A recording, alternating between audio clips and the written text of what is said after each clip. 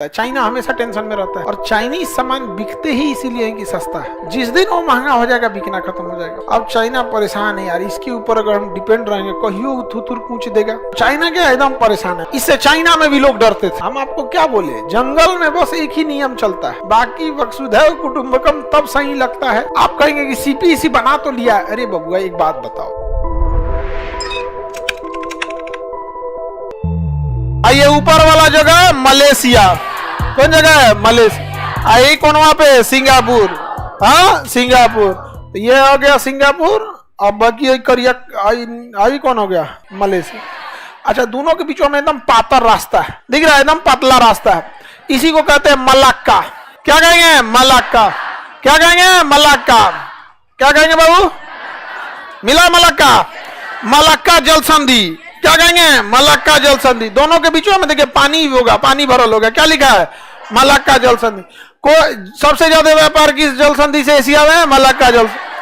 इसी के सिधाने खड़ा है अंडमान निकोबार, कौन है अंडमान। अगर चाइना यहां से नौटंकी किया, देखो ध्यान से, अगर चाइना इधर से पानी वाली जहाज लेके आया यहाँ पे, तो हम लोग इधर बैठे हैं लोग टुकुर टुकुर थुथुरे कूच देंगे लोग।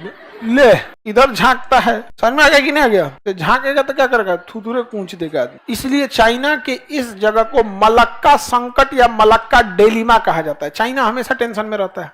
आप कहेंगे कि सीपीसी बना तो लिया, अरे बबुआ एक बात बताओ, उसकी सारी जनसंख्या इधर रहती है, 95% जनसंख्या इधर रहती है, वहां कोई रहबे नहीं करता है। अब ये बताओ कि यहाँ एरिया में इंडस्ट्रीज हो गए, गेहूं प्याज है तेन है, इसको अगर हम लोग आया निर्यात करेंगे यहाँ से तो कितना झमेला लगेगा, लगेगा कि नहीं लगेगा। उसी तरह इसको यहाँ से कर सकता है लेकिन बहुत महंगा पड़ेगा, और चाइनीज सामान बिकते ही इसीलिए है कि सस्ता है। जिस दिन वो महंगा हो जाएगा बिकना खत्म हो जाएगा। अब चाइना परेशान है यार, इसके ऊपर अगर हम डिपेंड रहेंगे कहियो थुथुर कूच देगा। कौन, भारत, हाँ भारत। तो चाइना क्या एकदम परेशान है मलक्का डेलिमा के वजह से। तो बताइए तो सुमात्रा और मलेशिया के बीच में कौन जगह, हाँ मला। सुमात्रा द्वीप पर एक राजा था, उसका नाम शैलेंद्र शासक, क्या नाम था सर। वो चाइना गया था तो बहस के आया, भारत का एक शासक था राजेंद्र चोल, क्या नाम था, इस एरिया का सबसे शक्तिशाली शासक।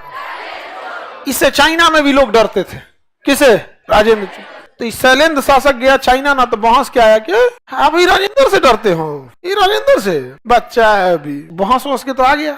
उस समय मोबाइल तो था नहीं, तो वायरल हो जाता। 2-3 महीना बाद यहाँ से कुछ व्यापारी आए और राजेंद्र चोल से कहे कि हम आपके बॉस से मिल के आ रहे हैं। अरे हमारा बॉस कौन है रे, शैलेंद्र शासक का, क्या बात है, का ऐसा ऐसा तो बहसा है। राजेंद्र चोल भड़क गया, साउथ का है, धाए दे दहिना पैर मारा, लुंगी मोड़ दिया, इसे मारा दहिना पर लुंगी मोड़ दिया, अब बड़का गणासी निकाला पीछे से, दुकाई में गणासी छुपैले रहता है सब।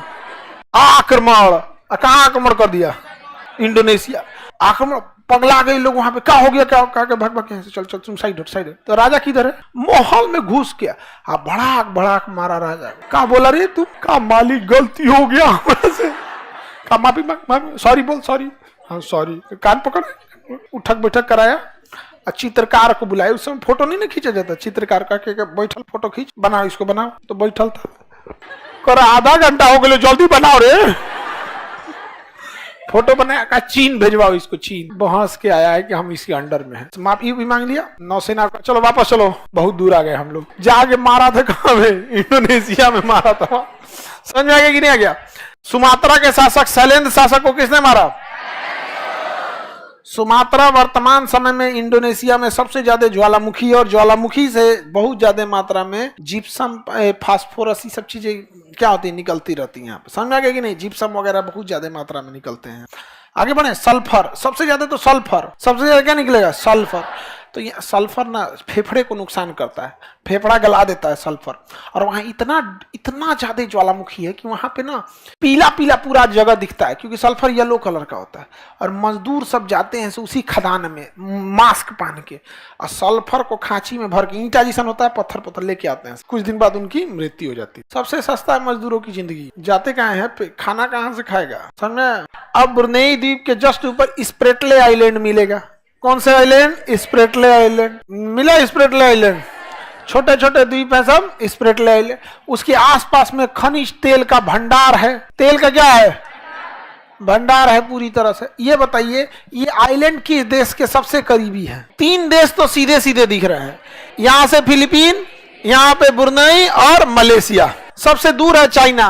कहता है यार ये सब मेरा है। ये जमीन, चाइना का कहना है कि ये समुद्र नहीं है, मेरा जमीन है, धंस गया है, उस पर पानी भर गया है। 9 डैश लाइन, चाइना कहता है यहाँ 9 डैश लाइन है, ये सब मेरा है। 9 वो रेखा खींच ले हैं, क्या है? मेरा है। आप समझा गया? चाइना, हम आपको क्या बोले, जंगल में बस एक ही नियम चलता है, ताकत का। समझा गया? बाकी वसुधैव कुटुंबकम तब सही लगता है जब सामने वाला भी इंसान हो। समझा गया कि नहीं आ गया? इंसान, भगवान को अगर आप पूजा पाठ कीजिएगा ना तो आशीर्वाद देगा। राक्षस को पूजा पाठ कीजिएगा तो और खा खा के कहेगा अब तुमको खाएंगे। नहीं समझे? असुर, राक्षस को क्या कहा जाता है? असुर।